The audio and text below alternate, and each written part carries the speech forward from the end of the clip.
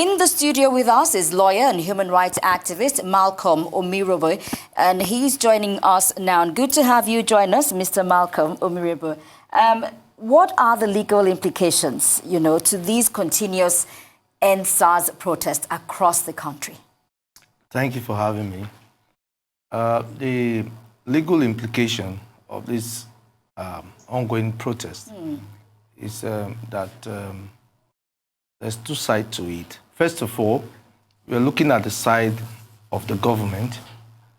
The government has the responsibility to ensure that there's law and order, there's peace and tranquility in the country. That is a right given to the government by the Constitution. Then, as individuals, the Constitution has also given us powers to exercise certain rights. And those rights are not absolute.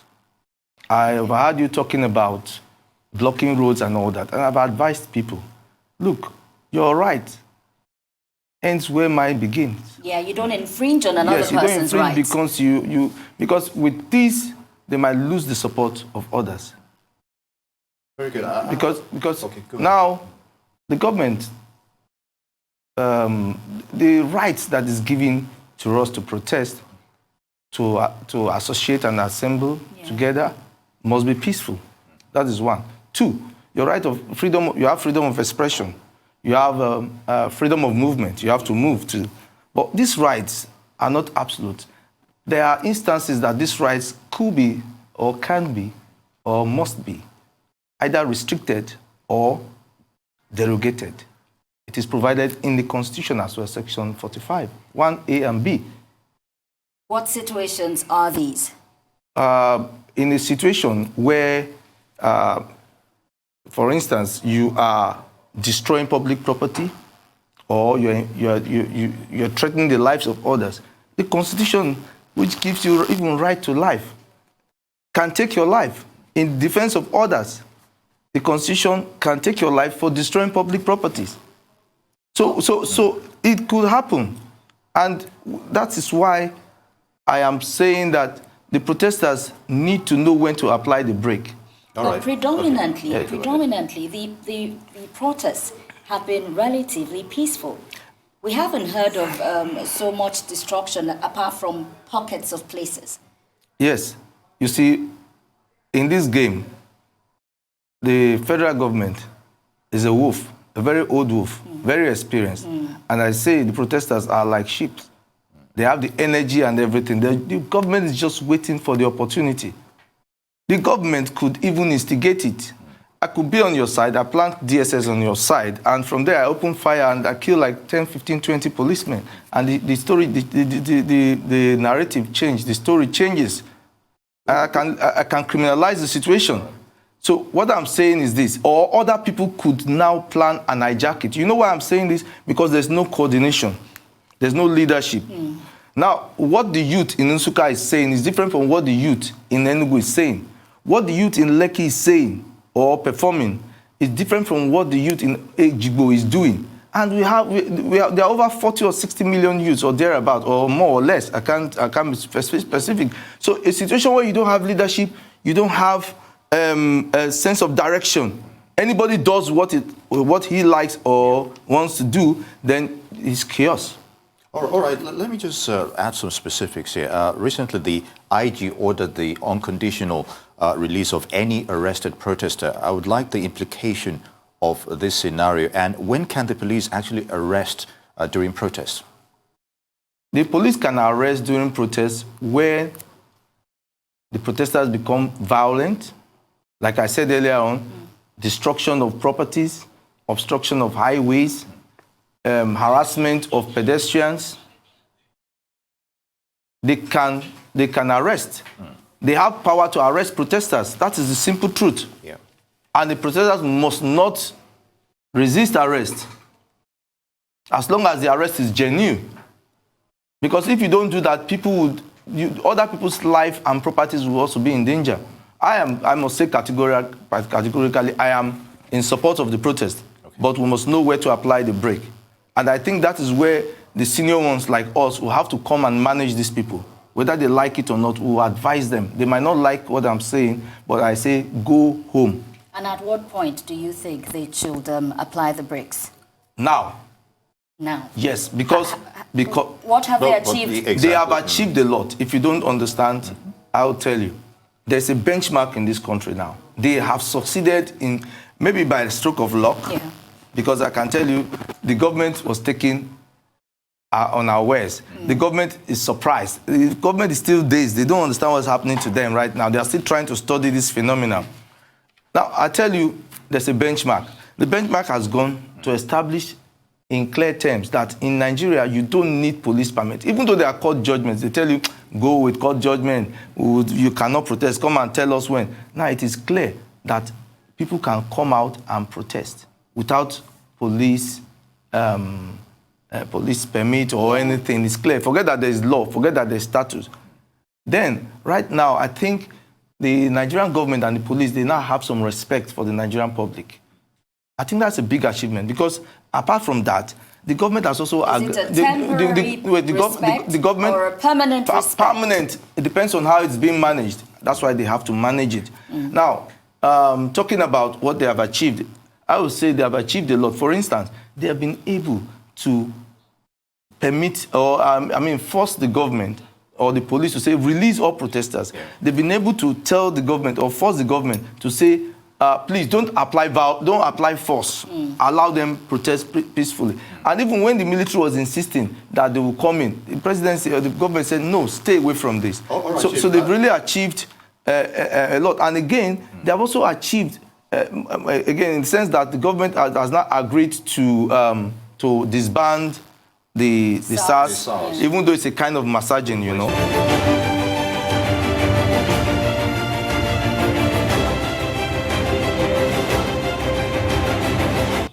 Welcome back to Newsday. We've been discussing the NSAS protest, and we've still got Chief Malcolm Omirhobo still with us in the studio. It's good to have you again, sir.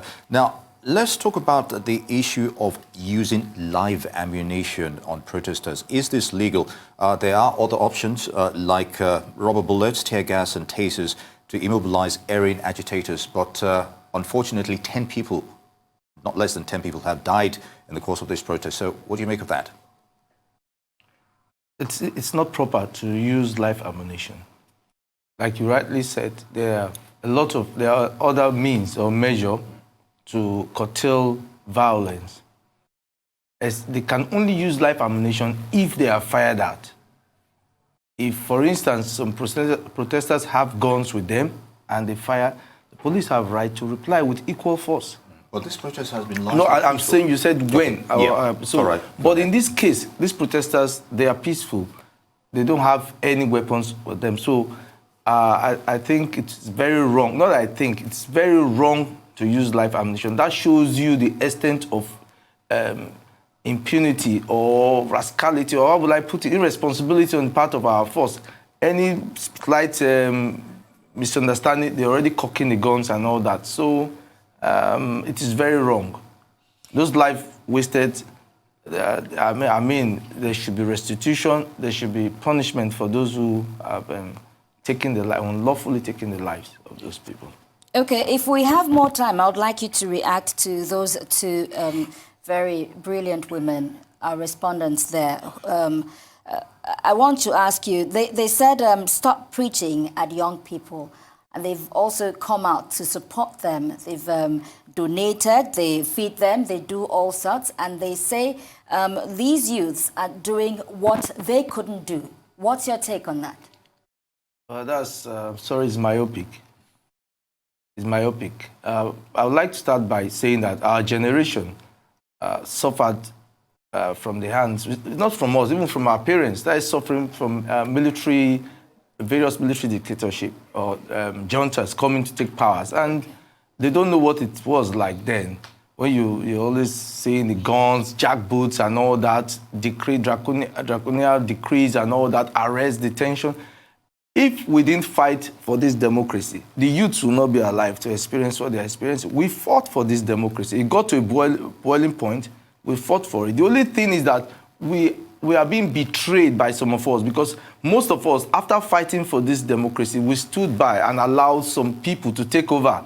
And immediately they found themselves there, they shut everybody out, and misgovernance. They started mismanaging the situation, and that is why we find ourselves going backwards. So then coming to what she said, we need to advise them, because whether you like it or not, in the local parlance, there's a waiting man, old man, see for grant. The king went there on top of Eroko train. Can't see it. So, like, for instance, most of them they don't know the implication of law. They don't even know the principles, guiding line concerning protest, that you don't need, that your right stops where my aim begins. The fact that you have your opinion, some people will say, I like SARS. You cannot stop them from saying, I like SARS. You cannot stop somebody going about his normal duty and say, like she said, sit down at home, you have to, no. Watch television is wrong. Okay, now, she's in Lekki, a high-class area, taking care of situation. Is she aware of what's happening in Ikotu? Is the situation like that in Ikotu? Are Ikotu people feeding? Are Ikotu people having refreshment? Are Ikotu people having educated and learned people to guide them? No. This is chaos. That's why we are saying they should go home. They should reorganize themselves. They should go and form political parties.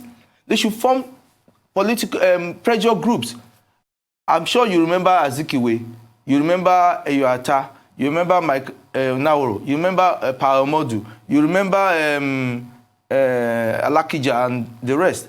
They were Nigerian youths. I'm sure they don't know what the Nigerian youth movement was. Nigerian youth movement started in the 30s.